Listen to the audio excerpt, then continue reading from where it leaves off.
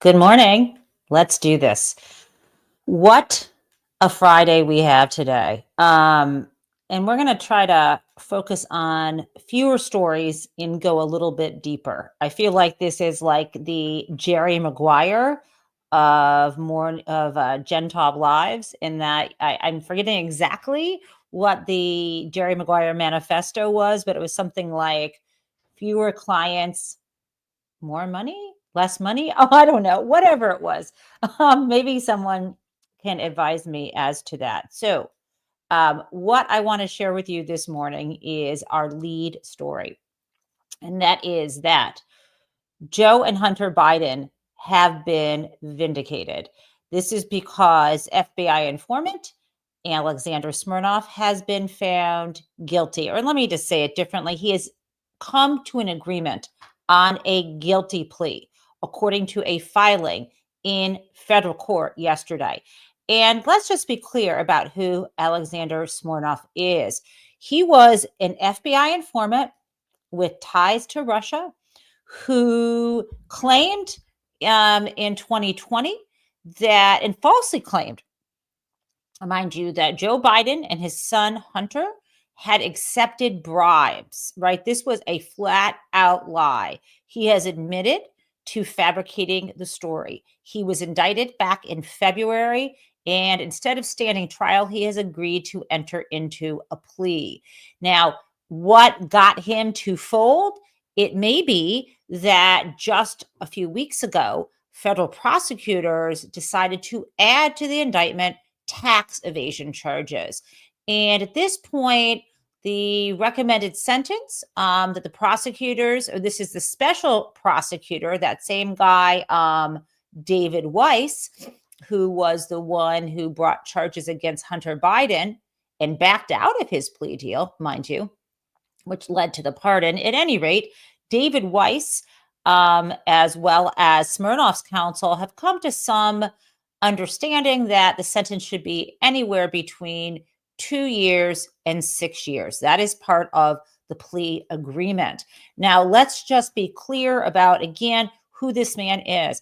An FBI informant who is an outright liar, who was weaponized against Joe Biden and his son to interfere in the 2020 election. That seems to be what was going down. Now, he was arrested, as I mentioned, and indicted in February of this year. This relates to his June of 2020 false reporting to the FBI. He claimed falsely that Hunter Biden had been paid by the Ukrainian energy company Burisma. Both Hunter and Joe had been paid $5 million each in 2015 and 2016. And Smirnoff told his so-called handler at the FBI that that an executive at Burisma, again, this was a lie, had told him that Hunter was hired to so-called protect the company through his father. Okay, so that was entirely untrue. And let's just kind of tell you a little bit how this unfolded too.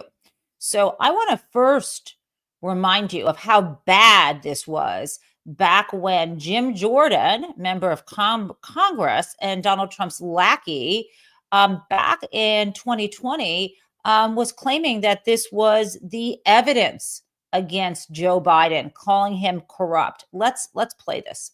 Corroborating evidence we have is that 1023 form from this highly credible, confidential human source, according to U.S. Attorney Scott Brady. Okay. That form was entirely fabricated. What did we find out? Okay, in February, I want to play you the news story about when Smirnoff was indicted and brought into custody. This is a very crucial piece of our investigation. You know, at the end of the day, he wasn't an important part of this investigation because I didn't even know who he was. So today, the so-called star witness in House Oversight Committee Chairman James Comer's sham impeachment inquiry of President Joe Biden was not in Washington testifying on behalf of House Republicans. That maybe would have made sense. You know why? He was at a hearing of his own in federal court in Las Vegas. Because Alexander Smirnov, the same person who's supposed to be the star witness, is charged with fabricating claims about the president and his son, Hunter Biden, in relation to a Ukrainian energy company. And for that, he could face up to 25 years in prison. A judge did release him on bail until trial, subject to some strict conditions, including GPS monitoring. Today, also a new filing just a few hours ago released from federal prosecutors added a pretty shocking, yet somewhat kind of predictable twist to all of this. I don't know if you're ready for this. Russian spies, again. According to the government in this document, Smirnov, quote, claims to have contacts with multiple foreign intelligence agencies and had plans to leave the United States 2 days after he was arrested last week for a months-long multi-country foreign trip. During this trip, the defendant claims to be meeting with foreign intelligence. Just to remind you, this is from February of this year. This was James Comer, Republican in the House, his oversight committee's chief witness in this sham impeachment investigation against Joe Biden in 2020. So again, this is Jennifer Psaki reporting about the indictment of Smirnov, again, with now, of course, Russian ties, Russia. Let me add this. Yeah. Prosecutors go on to describe one of these supposed foreign intelligence contacts, a mysterious figure described as Russian official 1. And wait for this. Quote, it says, Smirnov has reported numerous contacts with Russian official 1, who has been described by Smirnov in a number of ways, including as the son of a former high-ranking Russian government official, someone who purportedly controls 2 groups of individuals tasked with carrying out assassination efforts in a third-party country. Pause for that for a moment. A Russian representative to another country, and as someone with ties to a particular Russian intelligence service. If this is all starting to seem and sound like a well-scripted episode of The Americans or Homeland or a crossover episode if you're a fan of both, there is more, prosecutors say, about this. They say this is not an isolated incident. Smirnov is still pushing new conspiracies. This is part of the urgency here, as indicated in this report. Okay, so there we have it. And what do you think Jim Jordan did upon the arrest of Smirnov? Did he tuck his tail between his legs and run? Of course not. Let's hear what he had to say even after that. So I said this earlier this morning, but I think you can sort of tell this story in 3 parts, 3 chapters. There's before Joe Biden's candidate for president, there's the time when he is candidate for president, and then there's, of course, the things that have happened, the events that have happened while he's been president. And I think today we're largely going to focus on that pre-candidate time. I call that the money, the business, the brand. This is such That'll be bullshit. The focus, I think, of today's questioning, specifically relative to James Biden's involvement with CEFC. Okay, he's supposed to be there backing down from the Smirnov claims that this was this key witness. This was all a big hoax. It's similar to Hillary and Benghazi. This is the Republicans' playbook. They try to smear their opponent with lies. And after the fact, even after they have found out for lying in this case, where an informant is pleading guilty to lying to the FBI as well as tax evasion, what happens? Nothing. I'm barely hearing anything about this. It's just, I mean, literally, when this informant arranges for a guilty plea, that's not the top news. It's Donald Trump who is now going to be Man of the Year in the for Time magazine, right? It's crazy. So I just want to let you know that is going on. The big FBI liar was found guilty. And even if it's not important to most people, over time, we shall see the minute Donald Trump falls, the memory banks will clear again and everyone will act as if they detested him. That is why people like Lindsey Graham never took down that tweet where he said that if we nominate Donald Trump, we'll be destroyed. That's why people like JD Vance, Donald Trump's nominal vice president, because really whoever sees him around, it's Elon Musk, who is either a vice president or the shadow president. But at any rate, everyone has said bad things about Donald Trump. And when he crashes and burns, they will point to all of the statements that they made condemning him and will try to get us to forget that they had not elevated him. So that is that story. Now, I want to move us onto what I consider a new feature of our show, which is our hero of the day. And our hero of the day today is Mimi Rocah, who is the Westchester District Attorney. And not only is Mimi a fabulous DA, but she is also a friend of mine.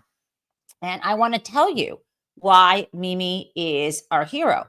You may have seen it in a really, really important move out of Westchester, specifically the town of Mount Vernon.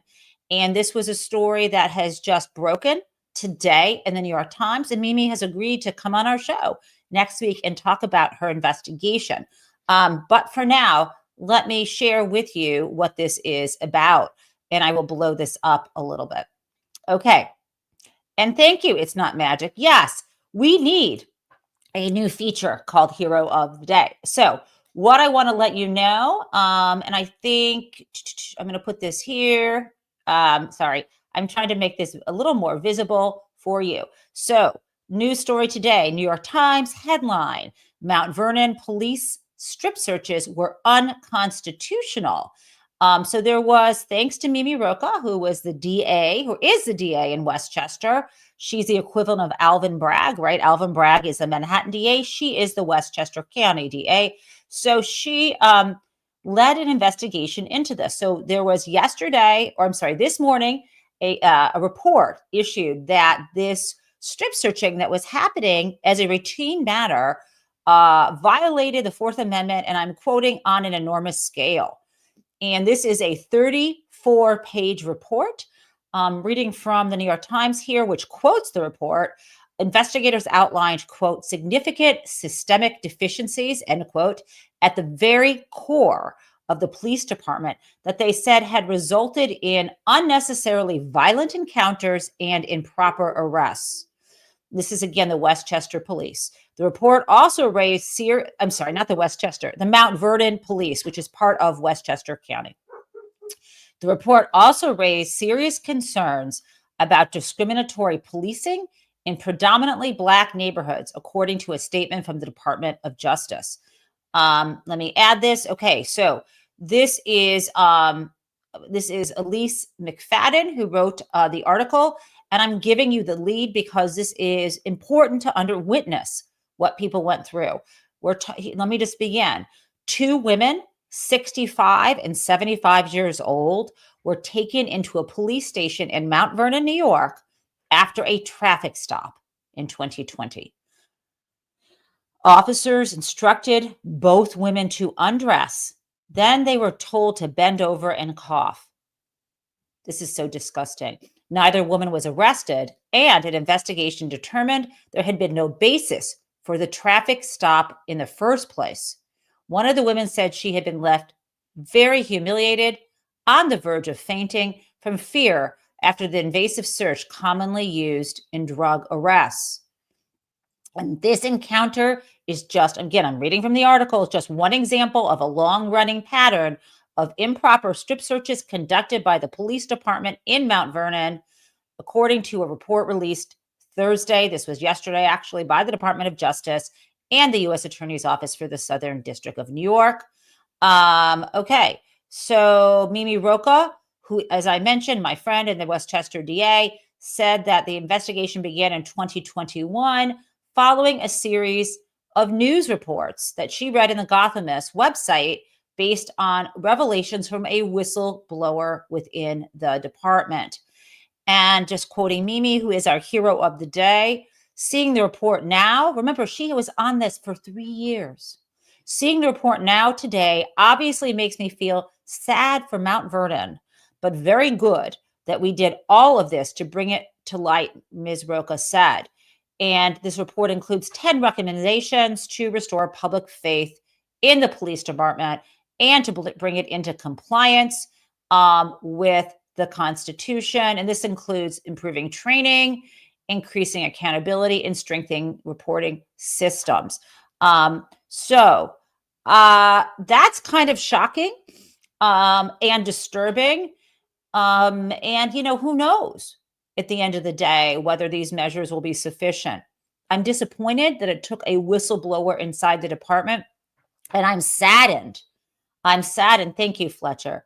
I'm saddened that this practice has gone on so long and may be going on in other places. I think raising awareness so that other whistleblowers and other police departments can come forward is absolutely critical. So that, thank you, Mimi Rocah, for being our inaugural, our very, very first hero of the day. Now, while we're into this kind of light topic of heroes of the day, I want to also stay with that mood and talk to you about two world leaders who are trying to keep their spirits up in light of Donald Trump and his faux human dictator wannabe idiocy that he is bringing to America and the world once again. And so I'm going to share with you something that Donald Tusk, who is the prime minister, I believe, of Poland, that he put up on his social media account. And Donald Tusk, yes, he is the prime minister of Poland, just to confirm what I was telling you. And he put this up yesterday, and it's already gotten 1.9 million views. And it says, handshakes with Donalds are usually quite a challenge, right? He is Donald Tusk, not Donald Trump, and he is shaking hands with Emmanuel Macron. Now, shall we take a look at the full context? Because just looking at that screenshot of the Polish prime minister shaking hands with the president of France doesn't fully capture the feeling of this. And so let me give you the context. As you probably are aware, Donald Trump is known for going in for a painful handshake to try to physically hurt and dominate someone near him because he's a sicko. He's a sicko. So let's look at this elaborate handshake that Macron and Tusk engaged in, and that then he shared on social. I love it. Here we go. I'm going to try to make this big so you can see it.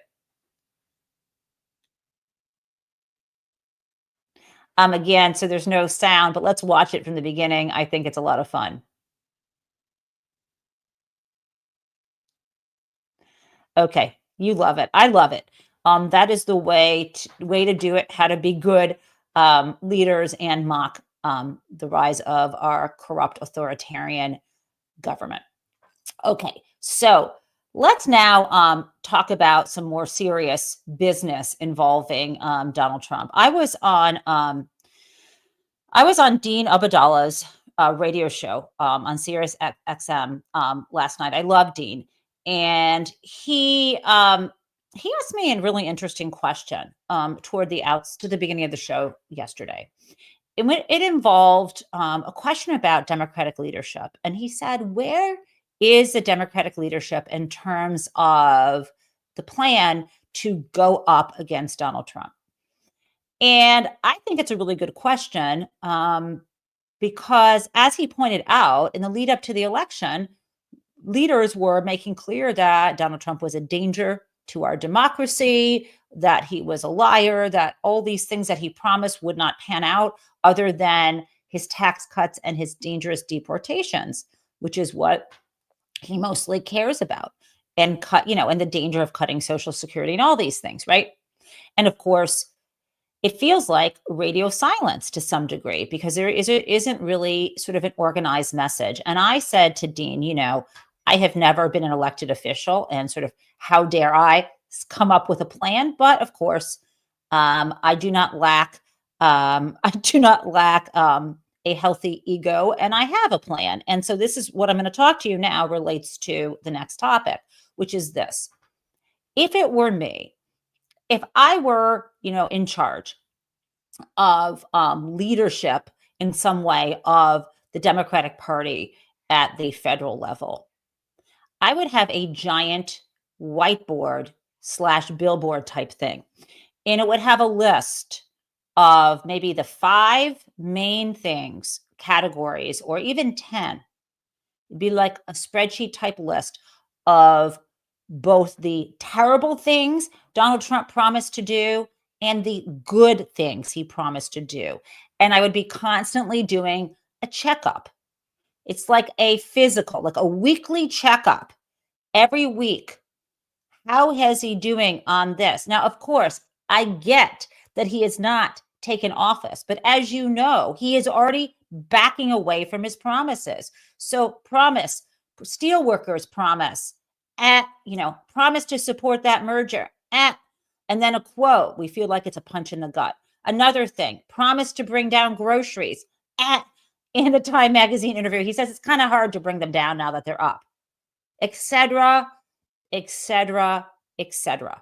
We should have a list. We, if I were in charge of leadership, would have that list. And so, I am not in charge. I am not an elected official. I am not an actual political leader. But I figure, who is stopping me? So beginning next week, in addition to our daily Hero of the Day feature, once a week on Fridays, I think I should do the whiteboard checklist. I will have it. We will do it here. And maybe it will catch on. Okay? We'll try it. We'll like it. Now, along those lines, I want to start with you on Donald Trump saying, I'm going to bring groceries down. Let's listen to his grocery promise. Happen very quickly. This will rapidly drive prices down, lower interest rates, and put more money into the pockets of American consumers. It'll also bring your grocery bill way down. I have more complaints on grocery. The word grocery, it's sort of simple word, but it sort of means like everything you eat. The stomach is speaking. It always does.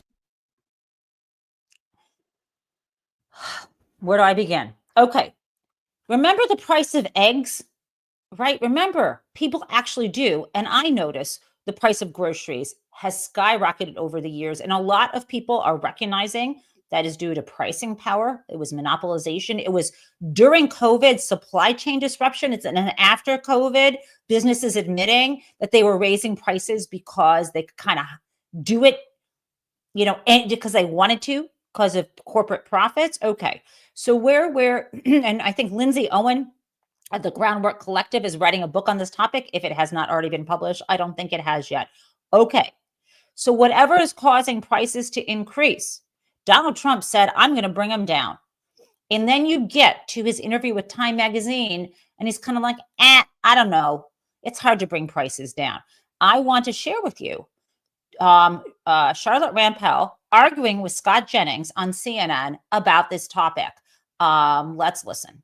I'd love to talk about what Trump plans to do about this and how not only will he fail at his promise at bringing grocery prices down, he will probably drive them up higher for a number of reasons. One of which is that he wants to deport most of our farm labor force. Not only the people who are here who are without authorization, people who are undocumented, but actually we have a lot of workers here who are on visas, temporary, basically seasonal agricultural visas who are here legally, a visa program he wants to end. He wants to deport lots of people from other parts of the food processing system, people who work in meatpacking plants, again, people who are here legally and who are not here legally.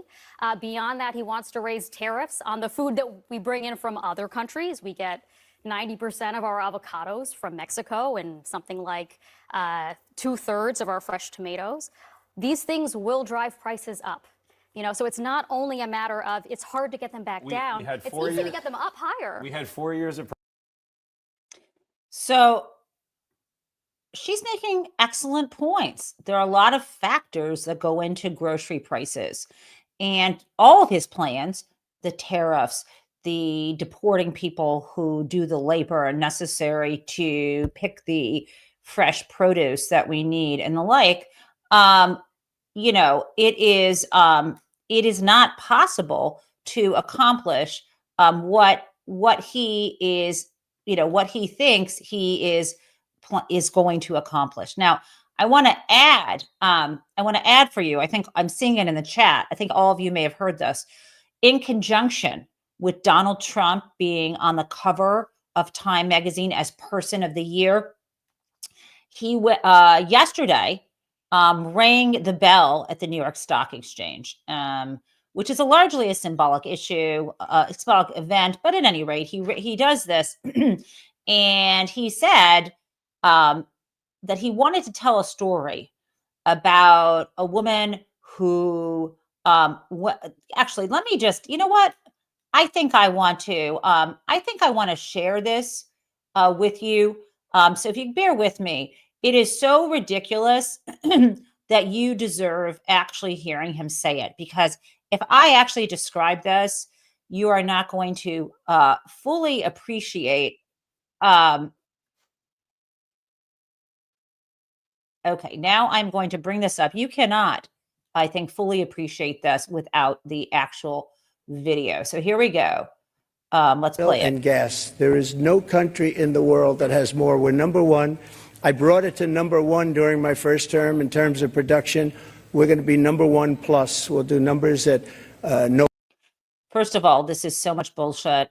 It was Joe Biden who helped, by the way, bring down the price of gas by using market forces and beginning to take, basically using our strategic oil reserves to drive down prices in the markets by knowing, by the traders knowing that he might release it. He made tons of money for us and kept the price down. So he's full of S. Let's keep playing. Nobody will really see before. And when that happens, prices are going to start coming down because people can't afford their groceries, and they're going to be affording their groceries very soon. I tell the story about a woman an old woman, no money, number one. I brought it to number one during my. I'm sorry, I didn't mean to skip over that. First of all, old woman with no money. I mean, his stereotypes make me sick. We're going to be number one plus. We'll do numbers that nobody will really see before. And when that happens, prices are going to start coming down because people can't afford their groceries, and they're going to be affording their groceries very soon. I tell the story about a woman an old woman, no money, went to a grocery store, had 3 apples. She put them down on the counter, and she looked, and she saw the price, and she said, "Would you excuse me?" And she walked one of the apples back to the refrigerator and came back to pay for the 2 apples, and she left with 2 apples. Oh my God, has he never been to a grocery store? Apples aren't kept in a refrigerator anywhere at a store. I mean, this is such a crock of S. And I find it painful to even believe that this man is in charge of anything. Now, let us do one more example of Rampell and Jennings arguing. And this time, it is about Donald Trump. You know, he claims that he doesn't want criminals on the streets, but his whole deportation plan in the past does not align with that. He just wants to get rid of immigrants, and he is going to do it in a chaotic, unconstitutional, and painful way, and it's stupid as well. Let's play that. Result, Trump released more criminals, more convicted criminals into the interior of the United States because he was busy filling up his prisons, his jails, his ICE detention centers with asylum seekers. That's what we're talking about here. When you deprioritize the criminals, that means you're prioritizing everyone else. They're gonna prioritize the people that have deportation orders. They didn't last time. They're gonna prioritize the criminals. And I think the message is pretty clear. If you've come here and broken our laws and you're wreaking havoc on communities, you're gone. Okay, But that's not everybody. That's not explain it, to me though. how you get to the rest of it, because those individuals that you're talking about doesn't get you anywhere close to what Trump has said he would do in terms of deportations. Not I'm so glad Abby Phillips, as host, is holding him to this. close. Well, So where's the rest I of it think coming that's from? where you start, and I don't know how long it will take to do that, but I think the American people would judge that to be a great place to start and a good I goal guess to what I'm have right saying, out of the Scott, gate. I'm not actually. Okay. And now one last thing before Crazy Town. I was really pleased to see Chris Murphy speak about the incoming Trump administration and where we stand here in America in terms that, as a scholar of corporate and white collar crime and political corruption, because these go together, I get in the core of my being. And I think one of the biggest mistakes in news coverage and analysis around Donald Trump from the beginning and around his campaign was to speak solely in the language of authoritarianism, as if authoritarianism was separate from oligarchy, right? These things go hand in hand. So let's listen to what Chris Murphy, senator from Connecticut, had to say about this on Alex, and then we will go to Crazy Town. What does this tell you about the government that is emerging in next January? I think we talk a lot about the coming dictatorship, but I think what's really coming is what you would call an oligarchy. That's a term you probably forgot from high school, but what it means is that a handful of really rich people run the government, and they steal from ordinary people using their access to government in order to make themselves and their families even richer. That is likely what we are heading for in the United States of America. I don't think it's a coincidence that Trump's cabinet is filled with billionaires. There's more wealth on that cabinet than 169 different nations. Wow. More wealth on that cabinet than 169 different nations. We are here, and I don't want to be a defeatist because I'm not. But I want to let you know, you can't deny where we are. And this is where, we are in a particular place in history where we can decide whether we're going to ignore it or acknowledge it and figure out how to live our lives. Even in eras of even less equality, there are people who found their voice. You can think about, during the Italian Renaissance, I hardly think society was equitable and democratic, but artists still found their patrons so they could create. We are now in a very different world. It didn't happen overnight. We got here over time, beginning when Ronald Reagan took office, up through Citizens United and into today. The minute that Donald Trump was allowed to not actually divest from his businesses, bit by bit by bit, we have gotten to the point in our society where there is no question that our nation is being taken over completely at the federal level, at the top, by liars, rapists, and thieves. And do with it what you will. We still have a First Amendment, thank God. And that is why I will fight for that more than ever. I know there have been people who talk about, the First Amendment is being weaponized and we should restrict speech so it doesn't harm others. No, speech, and more speech. I don't want to be on Twitter because I don't think it's even free speech. I think it is nasty and terrible. but I choose a place like Blue Sky where there are rules and norms. That's not what I mean by free speech. What, because those are private enterprises. I'm talking about in the public.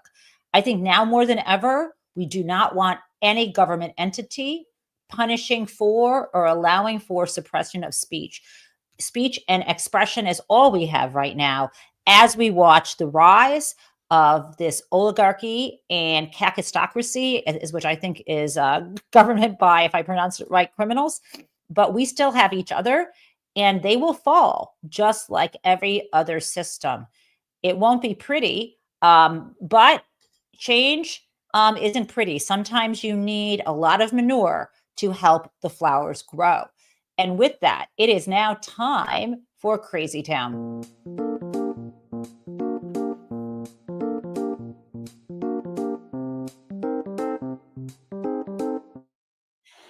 So Crazy Town today involves seeing the world through the eyes of a cute little service puppy dog. Maybe not a puppy, maybe a full dog, grown dog who's tiny. So imagine seeing the world through the eyes of a tiny service dog, and you encounter someone like Marjorie Taylor Greene. Friends, I am a huge dog lover. That is just who I am. And I would like to share with you a dog encountering Marjorie Taylor Greene. And I will share that with you with our Crazy Town music. And I will play us out on this, maybe a few times in a loop of this dog knowing her number, this dog rejecting Crazy Town. Let's do it.